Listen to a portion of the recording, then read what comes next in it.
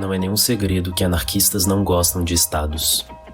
De fato, nós anarquistas somos geralmente definidas pela nossa rejeição e oposição a instituições estatais como governos, polícia e prisões. Mas enquanto a oposição a essas manifestações físicas do Estado é certamente uma parte importante da prática anarquista, as críticas anarquistas ao Estado vão muito além. E incluem as relações sociais e ideologias subjacentes que historicamente vêm sendo usadas para criar estados e assegurar sua autoridade. Um dos mais importantes desses conceitos é o nacionalismo. Então, o que é exatamente e o que os anarquistas têm contra?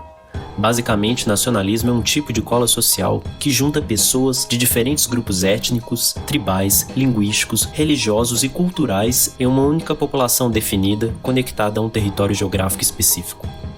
O problema com o nacionalismo não é necessariamente que é uma cola. Existem muitos exemplos de nacionalismo orgânico, baseados em cultura, linguagem e história comuns.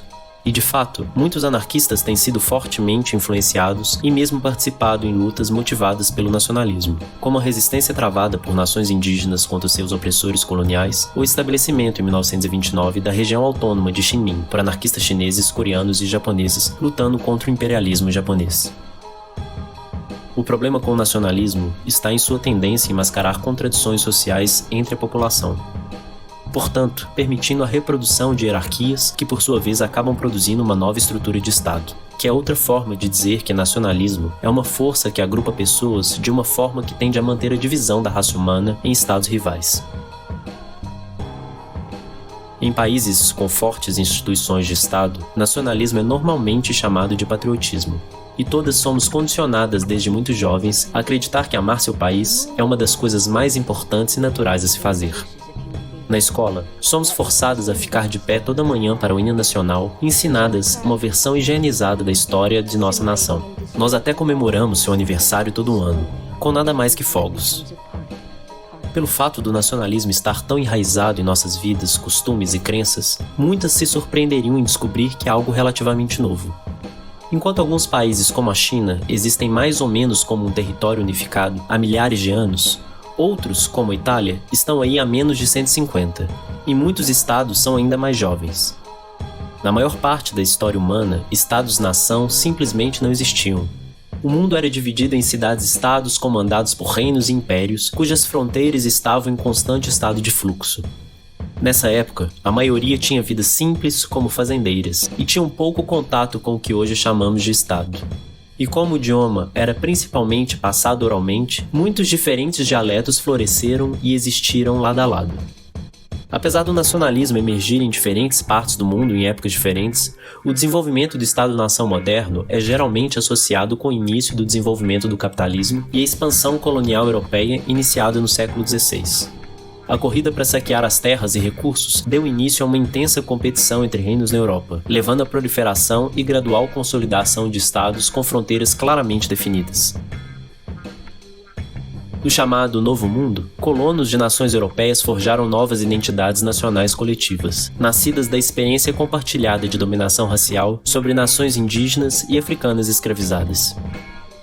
Durante a metade do século XIX, muitos estados começaram a introduzir sistemas de educação centralizados, facilitando ainda mais a doutrinação nacionalista e ajudando a eliminar diferenças linguísticas e culturais restantes. Em casos extremos, como o sistema de escolas residenciais no chamado Canadá, essa prática gerou completos genocídios.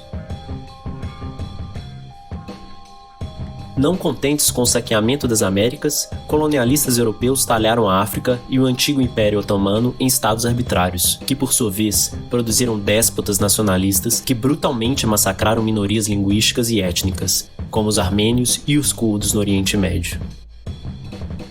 Nacionalismo depende de narrativas grandiosas e unificadoras, que unam populações em busca de um destino comum.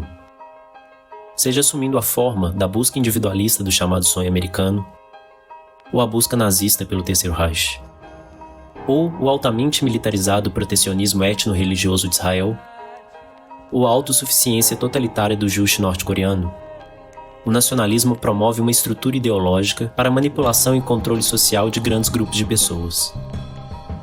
Promove um senso de pertencimento coletivo e unidade de propósito, enquanto simultaneamente ajuda a justificar a aplicação massiva de violência do Estado naqueles percebidos como outros. A história humana é lavada em sangue, justificado em nome do nacionalismo. Da limpeza étnica e dos genocídios, a guerras agressivas lançadas em defesa de conceitos abstratos carregados de emoção como liberdade ou a glória da terra natal. Ao invés de nos limitar à estreita perspectiva do nacionalismo, anarquistas promovem o conceito rival de internacionalismo.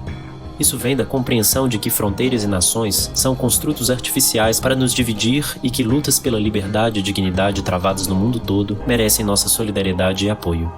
Que ao invés de lutar e morrer em guerras para o bem dos ricos e poderosos, as pessoas oprimidas devem se unir e lutar contra nossos opressores em comum. E finalmente, para que a humanidade alcance todo o seu potencial e se una para solucionar os problemas que enfrentamos como espécie, nós precisamos de nada menos do que uma revolução global.